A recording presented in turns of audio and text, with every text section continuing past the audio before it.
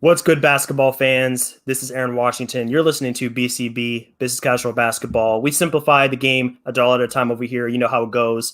Glad to be back with you guys for another pod, another episode. This is number 140, and this is going to be a very interesting episode. So this one might be a little bit lighter on the X's and O's of the game, the basketball strategy.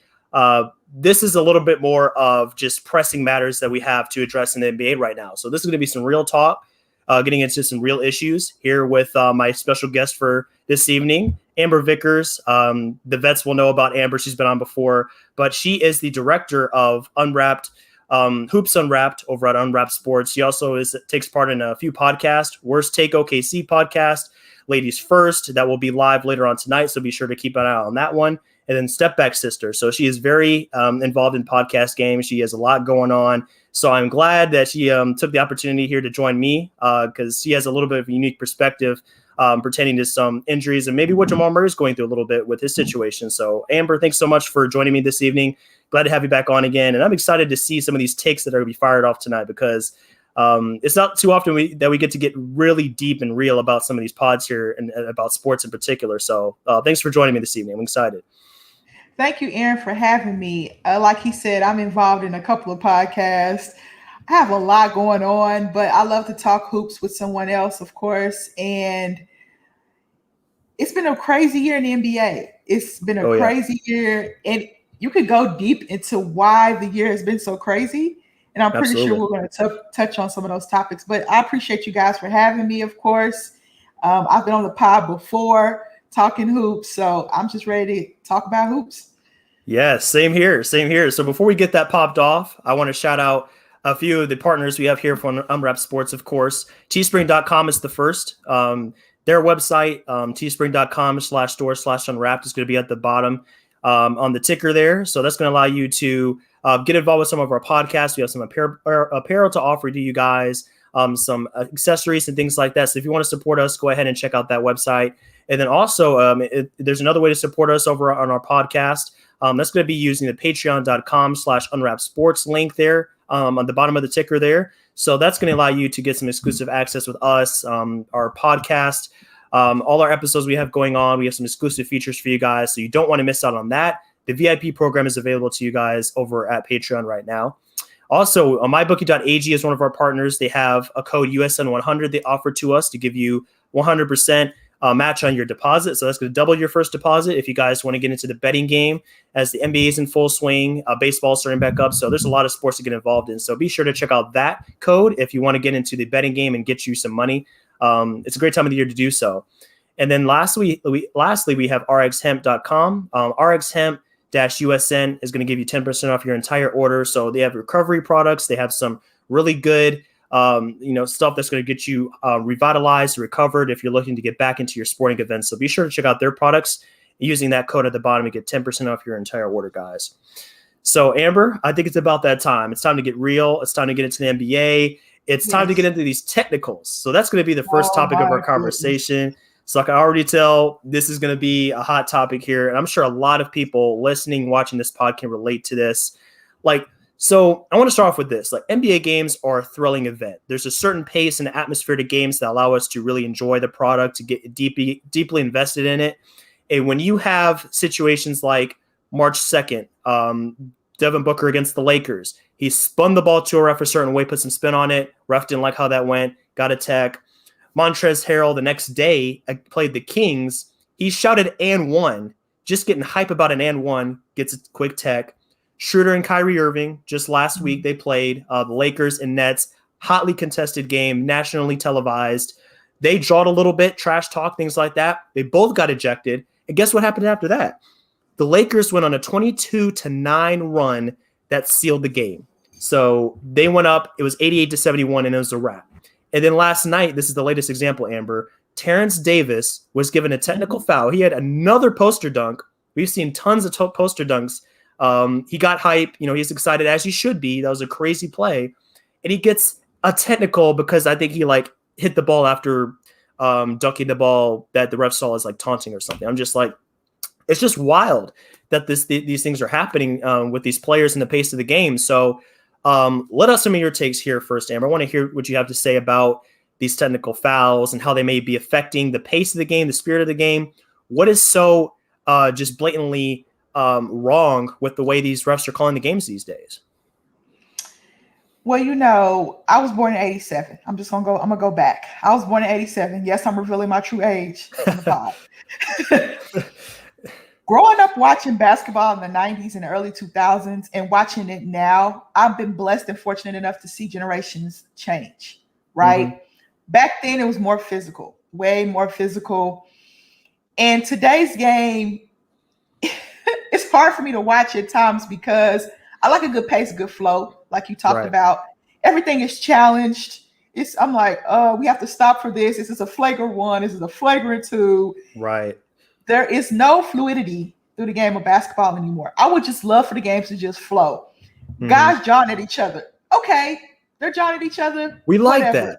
That's part of basketball, part of sports. Competition. I love it. Because if we had referees in a pickup game, in some games it wouldn't last. You know what I mean? Right. Because that's a part of the game of basketball. Right. They also have to understand these athletes grew up playing basketball, a lot of street ball too. Mm-hmm. There's a lot of street ball incorporated into the NBA. We saw that back in the N-War era. So I don't understand why the referees don't understand the backgrounds of NBA players. That's an issue as well. That is a huge issue. I don't think people think about that enough. These players really hold back. They really hold back for. I know they do. They won't let it fly. Yep. Oh my goodness. And now if there's no fans, you can really hear what's going on in the court. And I love it. I feel like I have a courtside seat without paying $2,000 for a courtside seat. I'm just saying. Exactly. But the way the game is officiated, yes, players are better athletes today. Mm-hmm. Yes, the NBA is softer today. Now, is that because players are better athletes, or is that because the referees want to feel like they want to control the game more? Now, that's the question that a lot of people need to think about. Mm-hmm. With the way the NBA is set up, you watch it to be entertained. You watch it for flow. Exactly, I think a lot of people watch football. I love the flow of football. I love it. I don't like as many commercials in the college game, but that's neither here nor there. Sure. But I love the way that football flows. I love the way it flows. Yes, it's become more violent because they're athletes. The athletes are becoming more stronger and faster, and that's going to happen with time. The changing of the guard is very interesting. You could have 5 guards on the floor in the NBA these days. You're right. The athleticism is through the roof in the NBA.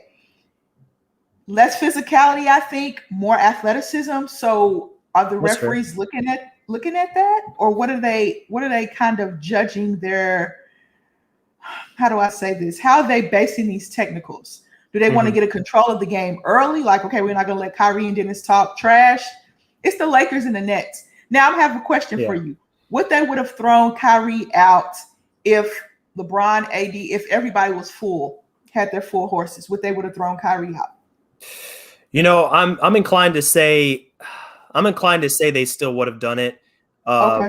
Now if we're talking about LeBron was directly involved in the incident, and if we're saying like would he have gotten thrown out, that's different. I think they're probably going to hold back a little bit because it's like, hey, LeBron is LeBron, Davis is Davis. They're the main draws. Shooter, he could be the sacrificial lamb. We could throw him to the wolves. It's no big deal. Whatever. I know that the same kind of play. You could think of that like with Kyrie Irving's situation. I know he got thrown out of the game.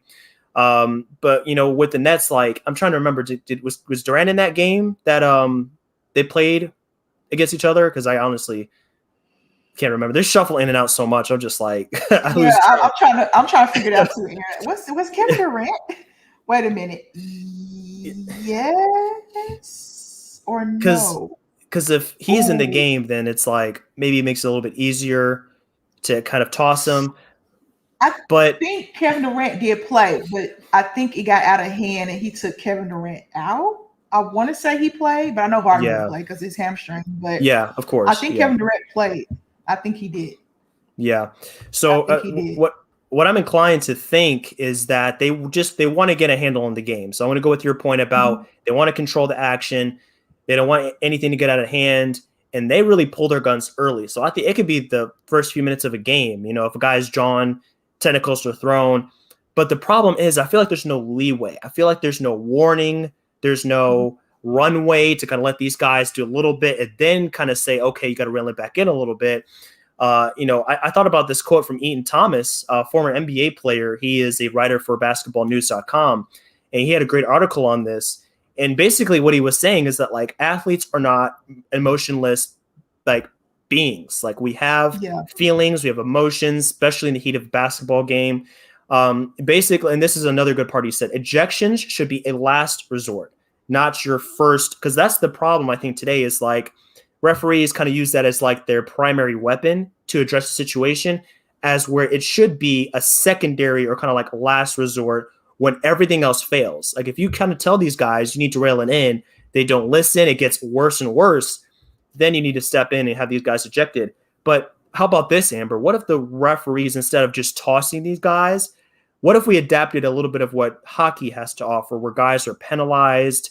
Maybe they just have to get away from the game for a few minutes. They're benched for 5 minutes or something like that. It kind of let the situation de-escalate and kind of fade a little bit instead of just outright tossing these guys. What are your thoughts about that strategy? Could that work in the future? It could work. Now I have a question, kind of pertaining and piggybacking off that question. Kevin Durant did play. He played 24 minutes, had 22 points, by the way.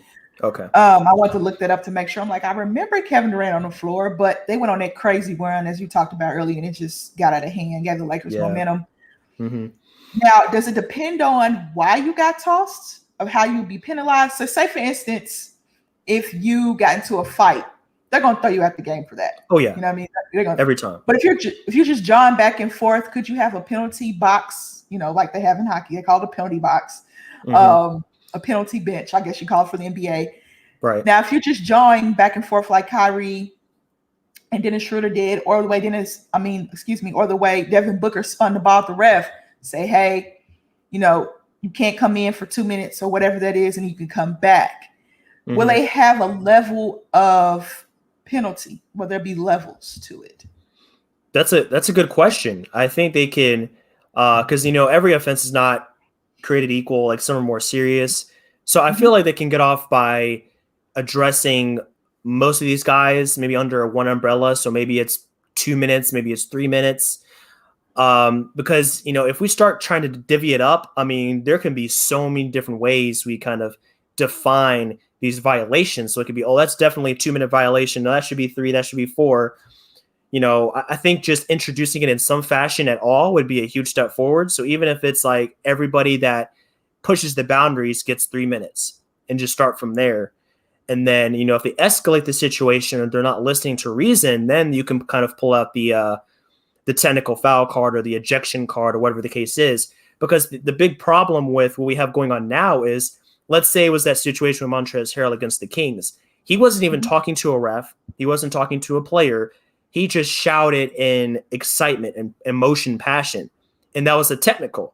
So even though that didn't directly get him tossed, it's that 2 technical rule that got him thrown out the game. So that's where the problem comes in, because it's not like he was in an argument. He wasn't throwing punches or anything. He was just hype after a play. So that's why I think the boundaries, the rules need to be changed a little bit. Give these players a little more leniency, especially after a highlight play, because I think they deserve to have a longer leash in those situations, because I think, honestly, they deserve it. You make a great play, hey, let them get hype a little bit, And with this year, I wonder with the technical fouls and the ejections, have they gone up? Because a lot of people have pent up aggression because of COVID. Like some of these teams haven't played in so long. They're like, oh my goodness, I'm just itching for competition. Gotta let it out. Yeah. Gotta let it out some type of way. So I wonder what the ratio to technicals and ejections are from this season till, I wouldn't even say last season, because last season wasn't played fully, but the season before that, when we had a full season. So I wonder what that ratio is, because some of this is pent up aggression. I'm just, you're a male, you have testosterone, you understand. You haven't played it so long and you're frustrated, and especially if your team is not doing well, or if you're fighting for a playoff spot. Yep. How much aggression do these guys have pent up in playing right now? I think it's a lot for a lot of reasons. Yeah.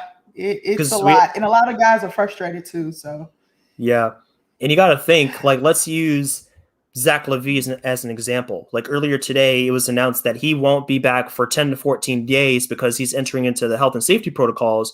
So what if he comes back and then it's like, whoa, wow, the Bulls are, I'm not entirely optimistic that this will happen, but let's just say the Bulls go on a run and it's like, oh, they're a game out of 10th. Zach LaVine comes back, they're playing a team above them in the ranking. Let's say they're playing the Boston Celtics or something. It's a pivotal game. They have to get that game. LaVine comes back and it's like, it's go time. We got to get that play-in spot because that's the whole reason we got Vucevic in the fold is to make a run for the playoffs.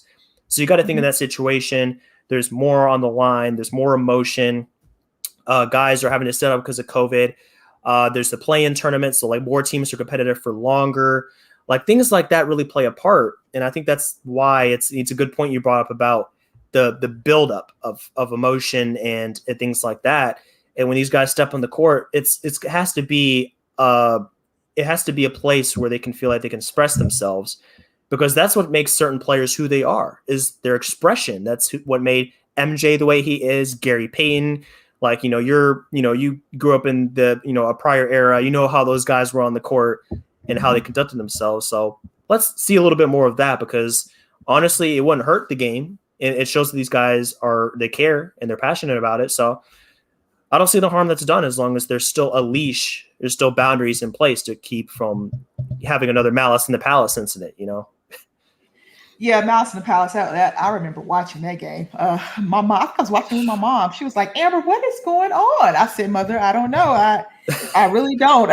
Players jumping into the stands. Like, imagine if we had Twitter back then. Yeah, the backgrounds that some of these players come from is different. That's why I say the referees need to adjust to how these NBA players came up. Now, this is a different era coming in. So the KD and the LeBron are kind of, in their last part of their career. Well, I don't know. KD maybe not. I mean, when you're a shooter like that, you can last forever. But I'm just saying. That's true. They're in double digits in their careers. And you have this new generation that's coming up. And I heard this from a friend of mine who works for the Thunder. He said that these young players do not respect the older generation. Interesting. He said, interesting. They respect them, but on the court, they play a different style of basketball because they grew up in a different style, watching a different era. Right. And I remember when Draymond Green made their quote about today's NBA players being soft, the younger generation being soft, and everybody wants to be buddy. And, I remember that quote from Draymond Green not too long ago. I'm paraphrasing, of course, but I had a buddy from the Thunder to say, when they look at veterans, they're like, okay, he's a vet. When they go to practice, they try to isolate their vet on the wing, or because they don't respect the older generation at all. Now, why is that? Why don't younger players respect the older generation? I wonder that. I feel like it's partly because there's not a lot of common ground. Like you said, they grew up in a different era. The basketball was played differently. Like it's hard to really respect someone, even if they've had a lot of success, if they can't relate to your situation. So you're approaching the same topic from different viewpoints, different angles. So it's like, yeah, you were an all-star, but you played in a day and age where the average score of a game was 102 instead of 120, and teams shot 15 threes a game instead of 45. So we didn't play the same game, and we don't have that common ground. I feel like that's where the division rises, is that we don't have something to kind of rally around, some kind of like commonality in the game. To answer your question. So do you feel the same about that as a reason why that is? I think that is. And I think that even I'll refer to music. I know in music, I've watched a couple of things on YouTube, and the younger generation of music artists don't respect the older generation music artists. So I think it's these kids these days, I call them kids because I'm in my 30s. The younger generation, I call them the younger generation. It's just different. Everything is different. Now, were technical fouls called as much back then? No. You get No, hit you can. upside your head, it's a common foul. Y'all has to Yep. review for 5 minutes, and it's a flagrant. You know what I mean? Yep. So, and Hmm. Reggie Miller talks about it all the time. Like, Oh he yeah. used to talk all kinds of trash. He said, I probably wouldn't Oh have made it yeah. through half the season, I remember when he in said that. today's Yep. man. Yep. I was like, you're right. You're right. You would have got tossed in the first quarter. No chance. Yeah, you would have got it. You would have got tossed. So it's just a different era, and I have to respect the era because I'm a fan of the game, and I'm also an X's and O's lady, and I like to really watch the game and appreciate the game for what it's worth and Hmm. dive in as much as I can. But sometimes some of these games are very hard to watch. Sometimes they are. I'm in agreement. I'm in agreement, especially when threes are being hoisted, teams go on a run, there's a Mhm. back and forth, everything is just clicking and flowing, and then you have something that kind of stops it. And here's another point we have to address here with technical fouls. It's how they accumulate through the season, because as you're Yep. aware, once you get to a certain point, you are suspended, and that has Mhm. implications on playoff matchups and seeding and things like that. So that's why, even though on the surface it doesn't seem like a big deal, we have to address this because it has repercussions that could last past a certain game if this continues with certain players like a Draymond or a Montrezl Harrell, these guys that have emotion. It could affect their teams in a very profound way later on down the road. So that's why I just hope they at least look at this and address it and treat it like it's an issue, because I think it is, and it's something that needs to be modified in one way or another. I have a question. I have a real question for you when it comes to technicals.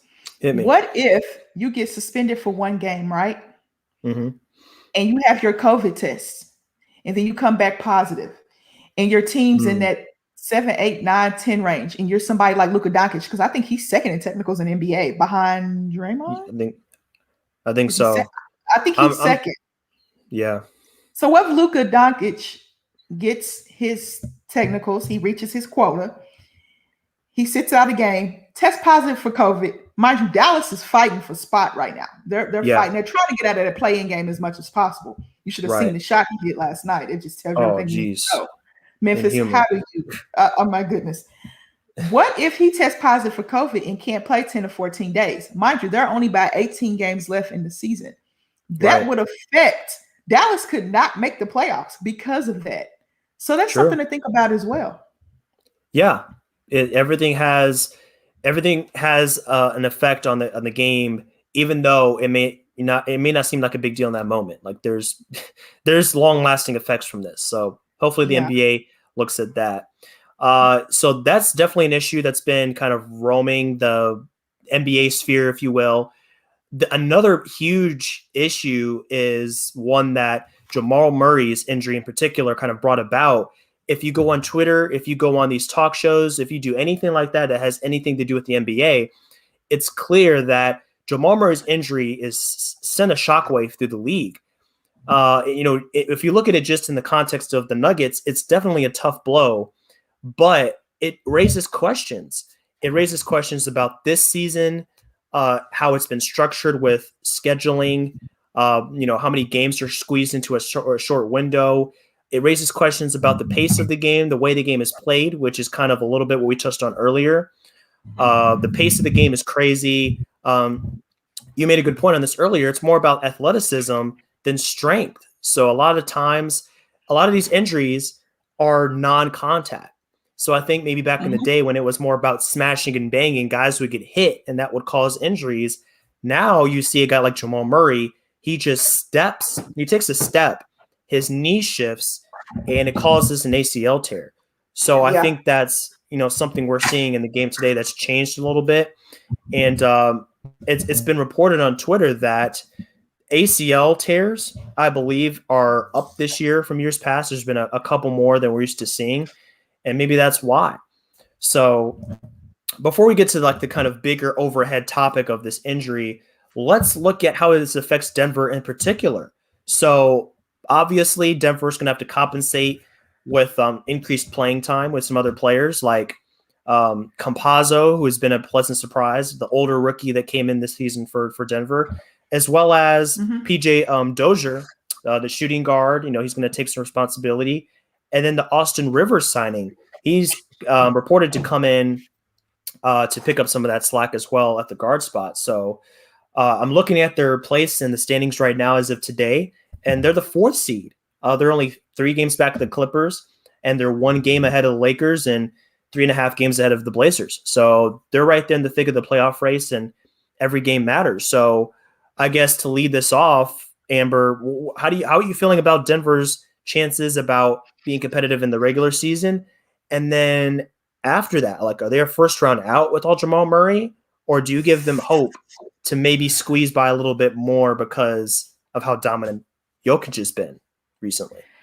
This is dicey because it depends on the matchup. I honestly think it does. Yep. Now, the Clippers keep on winning. They're 7-0 with Rondo. Makes sense. They need a floor general. Duh, you should have got him in the offseason, but that's neither here nor there. Pat Bev is out 3 or 4 weeks. He had surgery on his hand. Yep. Okay, but the Clippers are playing pretty good basketball under Ty Lue. Shout out to Ty Lue. True. Now, Phoenix won't move. Utah won't move. As much as people, I don't know what it is about Utah that people don't like. People just do not like Utah. I'm like, I don't get it. Even the networks don't show Utah love. And Utah's number 1 in the West, but they'll play Dallas Mavericks every other day on TNT. But hey. And then Phoenix is right there. They're getting no respect either. You got the Clippers at 3. You got Denver at 4. The Lakers at 5. Portland hanging on to that 6th spot. And you got Dallas at 7. Who's at 8 now? Is it Memphis is at 8, Golden State's at 9, San Antonio's at 10? I think it kind of flopped last night, but Memphis needed that win last night, and they just didn't get it. So how far do the Nuggets slip? How far do the Lakers slip? Portland is struggling right now. Portland is struggling to get wins. They have one of the toughest schedules left in the league. Aaron Gordon has played very well for Denver. Oh, yeah. I'm looking for Monte Morris to step up a little bit more. I'm looking for Monte Morris to step up a little bit more off the bench. I like PJ Dozier as well. Michael Porter Jr. has been the Nuggets' 2nd best player all year. I'm not a fan of his defense. I've said that plenty of times. But neither am I. Offensively, he brings them a different type of game. But I do think, this is just my honest opinion, this is before Jamal Murray got hurt. Denver is not the same team they were last year because they do not have a Jalen Grant. And that's what they needed in the playoffs. That's why they made that run last year. Jalen Grant was playing great defense. He knocked down shots. He created his own shot when he needed to. He understood his role with the Nuggets, and that's what got him his big payday with Detroit. Oh, yeah. They don't have that. And when the game slows down, they need that. We're out Torrey Craig, too. You know, so how can Jermichael Green fill that shoe of basically Torrey Craig? But he's a bigger, more physical version of Torrey Craig. But I think Jermichael Green shoots the ball a bit better than Torrey Craig, but Torrey Craig is a little more athletic on the wing. Right. How do they replace Jalen Grant and Torrey Craig? Gary Harris really didn't play much last year because he's in and out with injury. And then you have to think about Jamal Murray. He's not going to be there either. I mean, he got hot in the bubble, and that's one reason why they were able to go as far as they did. How does Denver compensate with that in the playoffs? Because they're gonna need that. How do they do that? Big time. It's a good point. I mean, you got to start with Jamal Murray and kind of work your way down. I mean, obviously, if it wasn't for his play, they would have lost in the first round last year. So we have to address that first and foremost. And then you bring up Jeremy Grant. I think they did a good job at addressing that need because I think before they got Aaron Gordon, I mean, there's a gaping hole at that position. Yeah. But now that they have Aaron Gordon, I think he replaces most of what Jeremy Grant offered. He has the athleticism that Jeremy Grant did. He's a great cutter, a great match for Jokic offensively. Good three-point shooter, I'd say about on par with Jeremy Grant there as well. Slightly, I feel like it's a slight downgrade defensively, even though Gordon can guard, probably 3s and 4s pretty well. He's going to be taken advantage of if he's out there trying to guard Damian Lillard and guys like that. He's going to get blown by. But he's an adequate defender. So, I think the bigger issue for them is going to be at the guard spot because you're looking at a guy like Dozier, very athletic player. There's signs of a good playmaker there. I was surprised to see his assist percentage is pretty solid. So he could be a decent playmaker for him. He doesn't have that kind of self-creation game. He's not a shooter right now. So he's going to need other guys to kind of get him involved in it in the offense. And then Campazzo, I mean, like Campazzo is just like he reminds me of like TJ McConnell. It's just one of those like, little guys that just like, he's like always flying around the court, just throwing nice passes and just getting up into people. Like I like Campazzo, but I don't like the fact that they're going to have to like rely on him more, Monte Morris more, because in a playoff matchup, if you're playing the Lakers and the Clippers, like they're going to get exposed in a big way. Yeah. And I feel like their offense is not going to be able to compensate for that. So regular season, they'll be just fine. They can probably still end up around the 4th seed. I feel like they might hold their spot. But the playoffs, I don't know. I mean, depending on who they play, that's their first round out. I mean, if they play the Lakers, I'm taking the Lakers. If it's the Blazers, I might give them a chance. But it's just it's a tough blow all the way around. They were dark horse title contenders, and I think that's pretty much out the window, unfortunately, after that injury. Yeah. Now, what do you think Mr. Rivers will be able to provide for Denver? More shooting, defensively. Defensively, I think he might be their best wing defender. You think? Maybe? Yeah. I could see that. I'm thinking of their roster. I'm thinking about their roster. He might either top 2 or 3 wing defenders. Yeah, he might be. Definitely. Shooting. His shot, it's always been weird for me. It's always been weird to me the way he shoots the ball. Hit miss. He gets hot. Yeah. Hey, I'll say this. He can get hot because I went back and I looked at those numbers that he had back in January. I think he was he was playing Utah, and he had 5 for 5 from 3. He went 10 for 10 in the first half, 25 points, 1 half. So the guy can get hot. He can shoot the ball in spurts. But over a playoff series, I'm like, I don't know how much I trust him in that scenario, Yeah, but his defense, I think, is what's my dog's barking. Excuse me. His defense is what's most important to me. I think he will bring a different element on the defensive end. Denver can score. Can they score with the likes of Portland, Lakers when they're healthy, Clippers to some extent? Utah's very efficient at scoring. Even Phoenix is efficient at scoring. Can they do that? Even the Mavs can score a lot of points. So if they, say for instance, okay, let's throw a scenario out here. If they got the Lakers are 5th. I don't see the Lakers moving to. They could probably swap positions 4 or 5, but I don't see the Lakers getting in the top 3 because I think the Clippers stand tall. I think Phoenix and Utah. I think that's pretty solidified. Could the Lakers drop down to 6? The way that Portland's playing right now, I don't see that. Could Denver drop down to 6? I don't know. If they match up with the Clippers, how do you see that? If they match up with the Lakers, how do you see that? I mean, that would be a tough first round matchup for either. It really would. I don't like any of those scenarios, honestly. I think the only matchup I would take Denver in maybe is Portland because they can't stop anybody. Like I think it was like StatMuse earlier, like today or yesterday was like, or somebody on Twitter was saying that Portland, this is like one of the worst defensive seasons in history that Portland is having. Yeah, so if you think about, so I'm like, you put it like that, I'm just like, I don't see how, because MPJ, Aaron Gordon, Jokic, like those guys are going to get hot. They're going to light it up. Austin Rivers, they're going to get hot. So I can see Denver taking a Portland series, but I wouldn't take them in any other series, honestly, with any of these other teams that they might be matching up against, because they're not going to be able to get, I don't think they're going to get a high enough seed to be able to play like a Memphis or a Dallas or something. So that's their issue there. But if we zoom out a little bit, Amber, we look at how this injury kind of impacts the state of the NBA now as a whole, we have to think about, like this shortened season. So this is where a lot of the questions have come in. People are saying like the NBA made a huge mistake in coming back, just like, I don't know how long it was after the championship, like 40 days or, something like that after the championship, and having them play 5 games in 7 nights and all these back-to-backs and just loading the schedule up. And the concerns are valid. And I do think it's playing a part in some of these injuries because the guys are just getting to be fatigued. Because think about this. Here's where I kind of see parallels between the last season and this season as far as like fatigue. So you look at the Denver Nuggets, like Jamal Murray, they played deep into the playoffs last year. Yeah. That's a major injury. You look at the Miami. Jimmy Butler missed some time due to COVID, of course, but he's been having nagging injuries throughout the season. Bam has missed time. Goran Dragic has missed a lot of time. Like a lot of their players have been hurt. They went to the finals. The Lakers had their top 2 players hurt. They went to finals. Now, if we swap it around a little bit, look at the top 2 teams in the West, Utah and Phoenix. Neither of them went deep in the playoffs last year.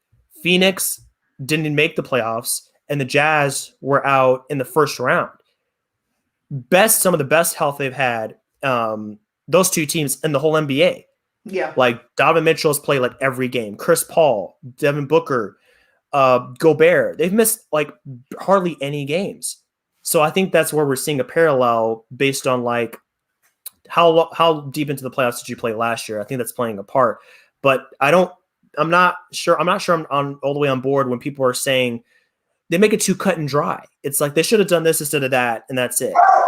Because if we did play the season later or space the season out, there would have been consequences to that path. So it would have ran into the Olympics, maybe missed the Olympics.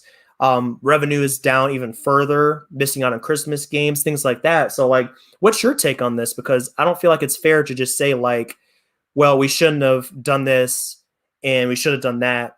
And it was make it seem like an easy decision, because I feel like it wasn't as easy a decision as people are making it out to be. So I just wanted to see what you thought about that. Here's my take on it. With the money rules everything. Not to refer to Wu-Tang, but it does. And they wanted to they lost so much money last year. The NBA lost a ton of money last year. Yeah. They wanted to put out product as quickly as possible and try to do it in an effective, efficient way, but they failed. That's just what it came down to. Okay, we're going to give you a shorter season, but you're going to play all these back-to-backs, right? The All-Star game, we're going to force you to play an All-Star game that you didn't want to play in the first place. There was no preseason. There was no training camp. So you're just going into it like, okay, I'll play some pickup over the summer. I got a couple of workouts in. Like, okay, I guess we're ready to play. That was not fair to the players. That wasn't fair to them at all. I feel that, yeah. Now, I do this a lot because people don't know this. So I'll say it to you, Aaron, see if you knew. In the WNBA, women players play from May. Training camp starts in May this year. From May to September or October, and they have 2 days off, and they have to go over season play. Right when they get off the plane, they got to go to practice. They play 11 months out the year. A lot of people don't know that. And I'm giving them a month because sometimes they'll take like a couple of weeks off before they go back to training camp, depending on their EuroLeague finals. So they play 11 months out the year. Now, I know that people were complaining about the shorter schedule. The shortened time for the Lakers in Miami. I just want to address that WNBA players play for 11 months. Most of them do. They make their real money overseas. Yeah. I don't want to compare the 2 leagues because I'm not going to do that, but I just want to throw that out there for people to understand. Now with the NBA players are not used to saying, okay, we get 40 days off, boom. But then they have 4 months off or 3 months off. That's a long time to have off in the middle of a season when your groove is going. Not because you didn't make the playoffs. It was because of the coronavirus. So you get your groove going. And all of a sudden, the NBA was like, hold up. Well, Rudy Gobert was like, I'm just going to touch some mics and do some stuff. He sped it up. He's like, all right, it's going to happen anyway. So let's just do it now. Let me do, But it was something that interests me when people on Twitter was like, we want NBA, we want NBA, we want NBA. And I'm like, okay, guys, you have to think about it from a scheduling perspective. How are they going to do an NBA season with the Olympics coming up? Because they pushed the Olympics back to 2021. The WNBA takes an Olympic break and then they come back because they play in the summer. So they're going to take their Olympic break and then they come back.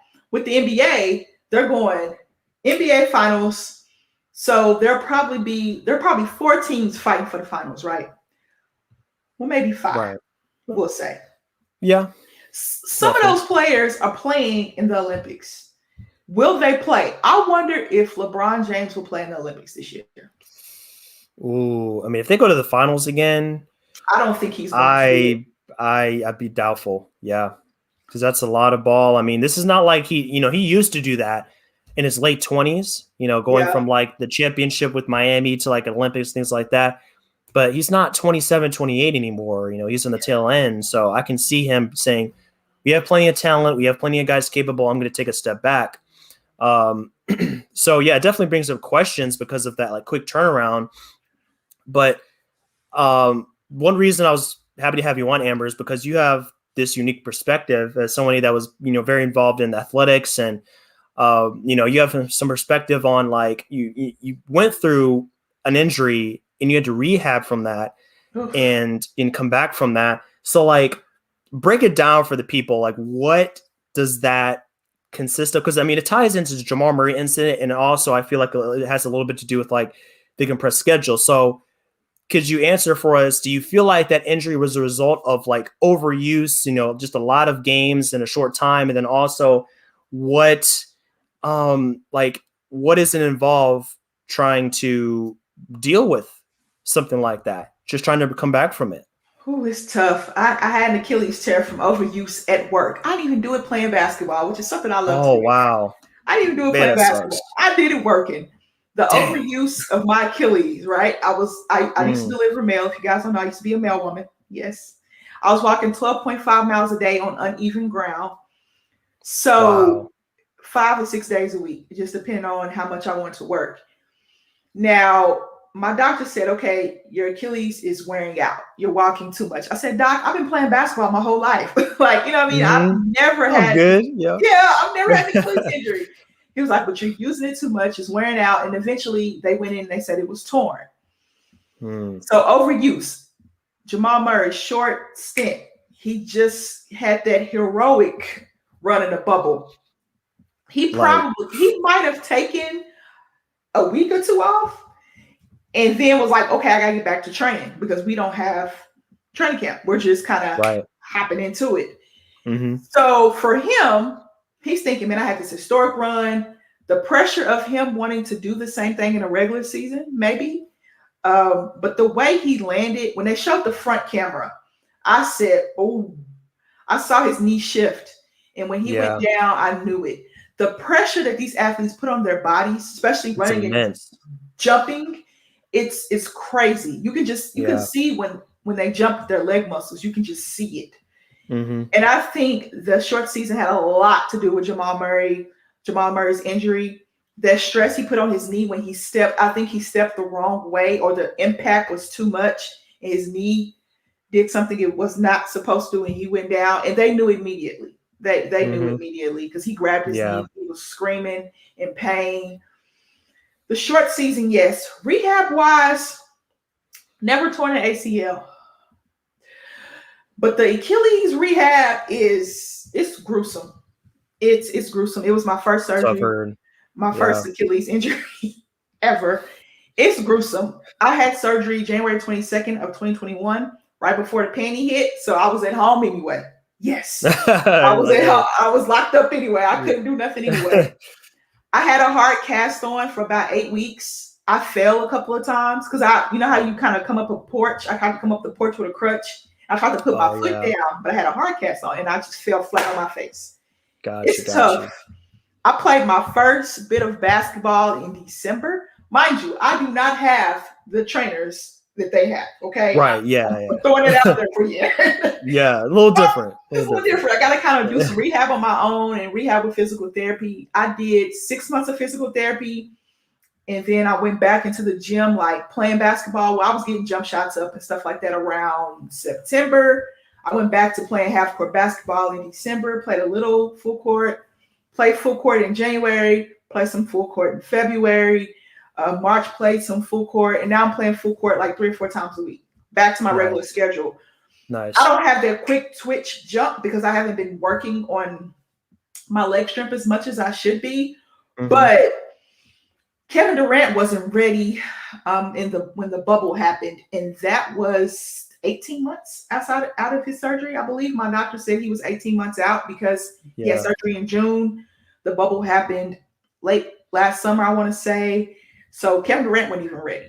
But I feel probably 90% for my Achilles injury. It's a tough rehab. I don't know how the ACL rehab is, though. I'm not quite sure. But I know the Achilles injury is one of the toughest to come back from. So yeah. I don't know. I'm sure.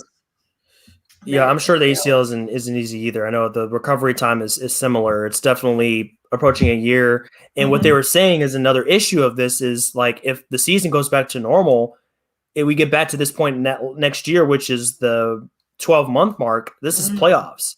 Yeah. So if Jamal Murray can't come back, let's say he comes back in 10 months or 11, even if he's back, I don't think he's going to be the same Jamal, because it's usually when you see guys tear their ACL, they're not the same the next season. It's usually the season after where they're 100%. So this could impact two Nuggets playoff runs, which is extremely unfortunate to see. I hate it for him. I hate it for the team. I hate it for the league. And it just really sucks. Because like as you said, that bubble one was special, and he was really on a roll. He was catching his stride. So, this brings me to my last question. When on this one, does this call into question the play-in tournament in any way? Because I've seen people question that now. You probably have to put in more effort. Because let's say you're the 8th seed in a typical year, you're 3 games ahead of 9th. You're like, we good. You can kind of say, let's rest our guys. We made it. Let's get ready for the playoffs. This year, you're in the play-in. So you can't chill. You can't sit back because you can still miss on the playoffs, even in the 8th seed or something like that. So now you probably have to play your guys more deeper into the season because the stakes are still high. And then that maybe stretches out the season a little bit more. You have to play more games. You have to play 1 or 2 play-in games. And then that's another question that people have about this whole scenario. So, have you been a fan of the play-in? I know for myself, as a fan, I like it, but I can see why players do not like it, especially if you're an 8th seed and you typically would be good, but now you're not. Your safety net is gone. Out the window. Yeah. Out the window. Because you're like, man, if we can just get that 8th seed, because if you're 10th, like say for instance, you were 10th right now, you're like, man, if we can just get that 8th seed, we can get in. Right. No more.